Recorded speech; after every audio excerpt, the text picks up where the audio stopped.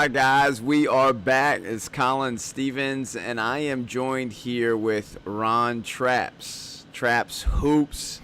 Ron is he's a guy I've known for a while. He played ball in college, and that's how we got connected, and then also through some training. So, Ron, it's good to have you, man. Glad to be here, man. Yeah. So, Ron, I want people to get a little bit of feel of where you've been and part of your basketball journey. So where did this start? I mean, born and raised Lancaster, South Carolina. Big city? No, not at all. It's probably a little bit smaller than Conway. Was blessed to get a scholarship to come play at Coastal Carolina. Yeah. So you started in Lancaster, and since everybody knows where Lancaster is, you just got scooped right up, right? Nah, I had to, playing basketball in South Carolina, I didn't get recruited the way I thought I should. So I actually, before I landed here in Myrtle Beach, I went to a prep school in Virginia called Fort Union Military Academy for a year. FUMA. Yep, FUMA. Tough place. Anyway, story for a different time. But, yeah, and Coach Moss came up there and recruited me. They offered me, and I ended up down here. That's what's up, man. All right, so you played at Coastal, and then you also played at North Carolina Central as well. Right. I always forget about Central. Right. Yeah, I graduated.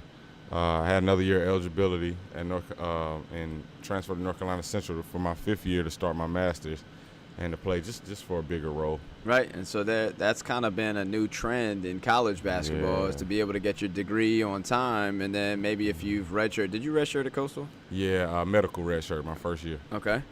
So then, if you finish your books on time, get your degree, then you can transfer, hopefully, for a bigger role, like you said.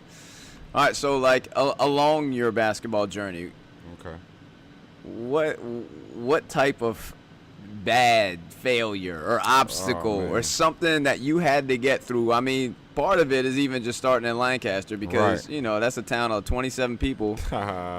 Right. Yeah, so I mean, how do you come out of that? And then what along the way, Yeah, I mean, I had some pretty good role models. I had some pretty good mentors that helped me along the way. My mom is actually the women's basketball coach at my high school. Okay. So I always had access to the gym. I was in the gym all the time, and my goal was to get to school for free. I played basketball, football, baseball, but probably 9th grade, I grew from about 5'10" to 6'3" and was playing guard. So I was me and my mom, we came to the conclusion that basketball might be the easiest route to get to school for free. So I just pushed myself to get a full scholarship for basketball. Like you said, coming from Lancaster, it's only been 2 other players to go Division I, ever. So wow. Yeah, ever. So I just pushed myself and yeah. So all right, so since I know you. You had a little run-in with some injuries, so talk to me about that. Freshman year, as soon as I got here on campus, never had an injury in my entire life, ruptured my patella tendon. And at the time, I didn't realize how bad it was. And I guess, when you So as soon as you just got your scholarship, I got my scholarship. at Coastal. I got here in June. Yeah. I went through June, I went through July, and then I went home for a week before school started. And the day I got back on campus, freak accident, stole the ball at half court, went up to do a dunk, and my leg just exploded, man. Yeah, it just exploded. Yeah. Oof. So any of you guys that are listening to this right now that have ruptured anything, man, that's just. Yeah, it was crazy. So take me through the mental piece of that, right afterwards.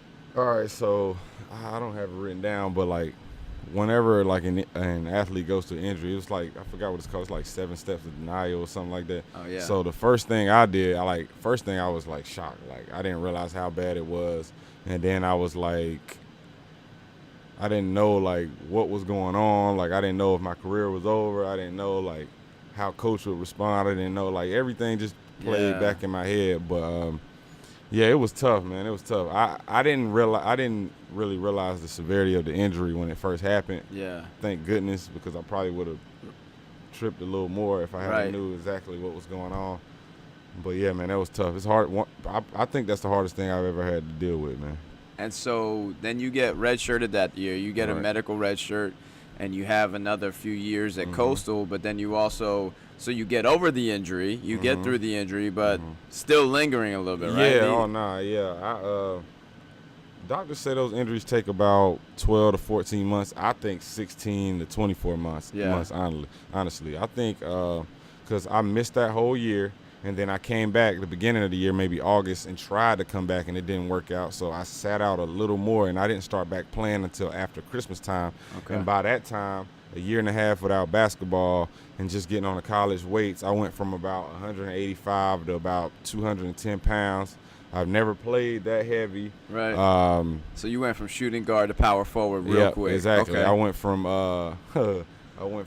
KD to Zion in the span of 12 months, and then when I came back, my timing was off. I was a little overweight.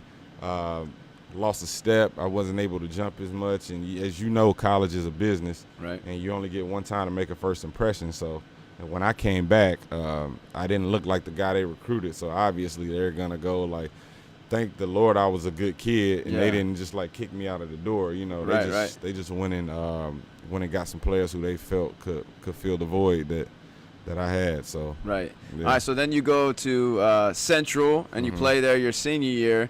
And then I don't know if everybody knows this, but Ron Trappz is a world traveler, right? Yeah. I mean, this guy is East Coast, West Coast. One of the reasons that you and I know each other is from training, right? And, you know, you work with Sindarius Thornwell and Torrey Craig, who are in the league, and they're also from a town of, you know, 27 to 30, a population of 30.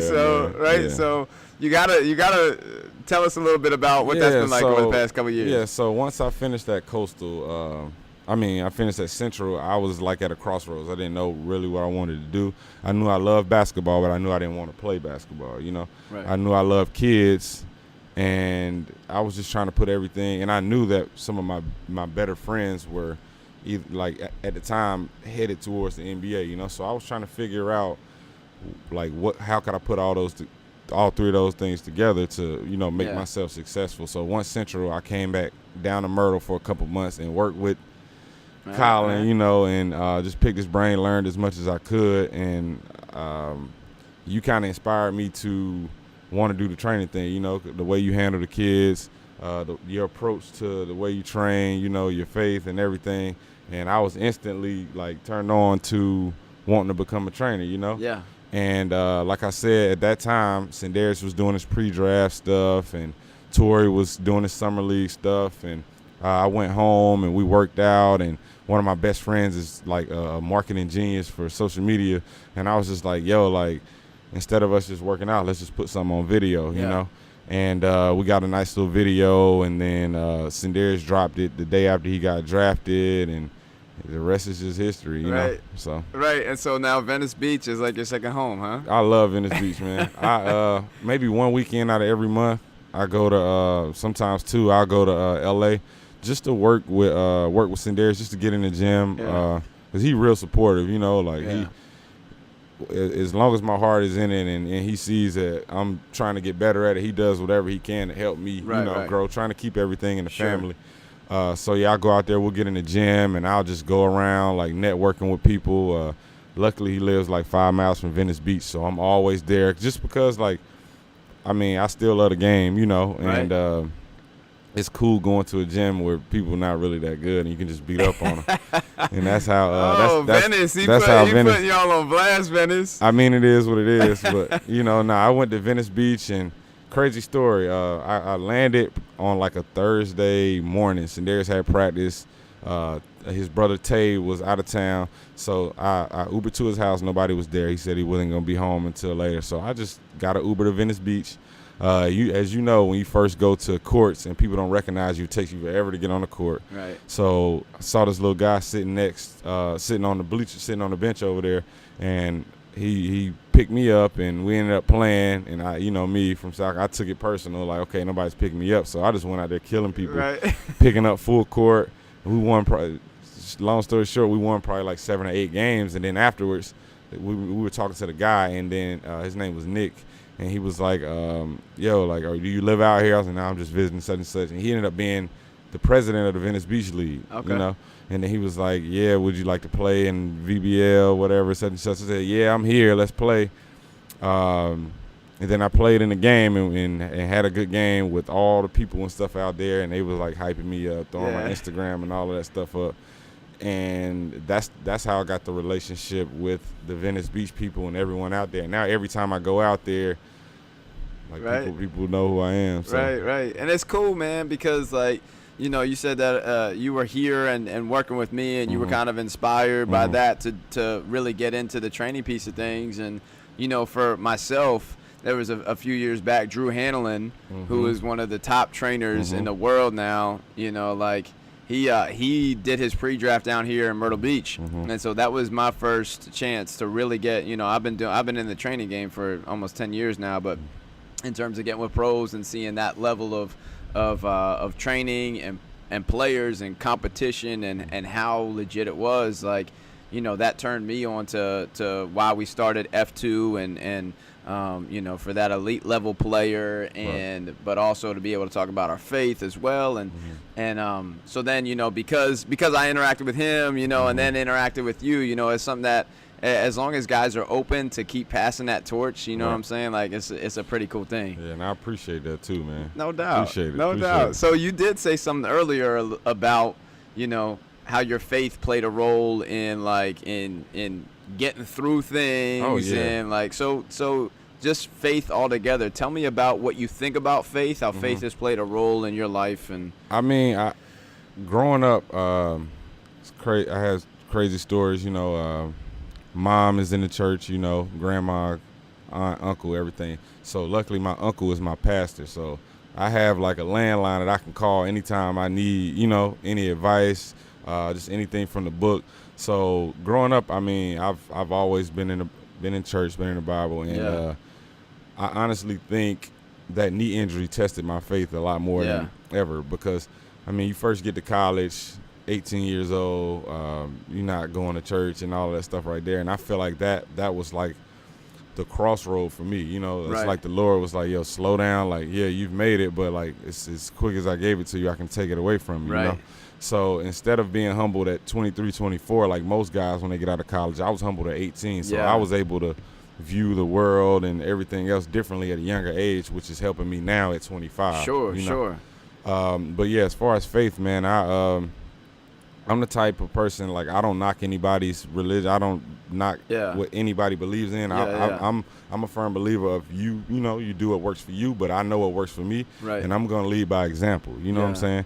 I'm not going to drill everything in your head, like whatever, like, you believe what you want to believe, but I know that, you know, Jesus died on the cross for me. I mean, Jesus died on the cross for me, and this is what works for me, and I'm going to try my best to live like him, you know what I'm saying? It's as close as I can to him. But And that's the thing too, man, and I think that's what steers people away from religion or away from wanting to, well, I mean, when we talk about faith, it can go all kinds of ways, Definitely. But a lot of people shy away from talking about it because they don't want to offend anybody or they don't want to tell anybody what's right and what's wrong. And the reality is, when it comes down to it, if we just look at the life of Jesus, like it's not about right and wrong. It's about how he lived and how he loved and how he did what he did. He's the perfect example. Exactly. Perfect and example. So, no, I appreciate that. So how do you feel like so you're 25 now? 25, and what's next for Ron Trappz? I mean, if you could look into your crystal ball. I mean, like we talked about yesterday, man, I try my best not to look too far ahead, you know. I try my best to live 24 hours at a time. It drives my mom crazy. But, like, that's just the way I operate, you know. I just try my best to get better every day, you know, networking, relationships with people, you know, learning as much as I can. Keeping God first, you know, and I'm just riding the wave right now, honestly, man. Obviously, I have goals and stuff written down. Where I would like to be, you know. But, like, I feel like looking too far ahead can kind of stress you out a little bit, you know. Like, I just like to take a day at a time, try to accomplish as much as I can in those 24 hours, beat that day, you know, and then just move forward from there. So as we turn it back to the audience, I mean, something from Ron there that resonates is, it sounds to me like, it's just be present, is to do your best with what you got right now, And so for all of you, control what you can control. For all of you that are listening now, like, sometimes we get too far ahead of ourselves, or we look in the past too much, and it really affects where we are today. And so, if there's anything that we can say to take from the day would be, be where you are, make the most of the moment. Exactly. And my grandma always tells me, you tell the Lord your plans, he laughs at you, So, like, that's why I live a day at a time, Like, right. I'm not going to be like, yeah, next month I'm going to be in Cali, in Hollywood, whatever like that. I just, if it's Lord's will, I'll be there, Right. But for right now, I'm taking care of the day, Yeah. That's just the way I operate. Right. Man. That reminds me of a verse that I believe it's in Proverbs. Right. I believe it could be Psalms. It's somewhere in that good book, Yeah, brother.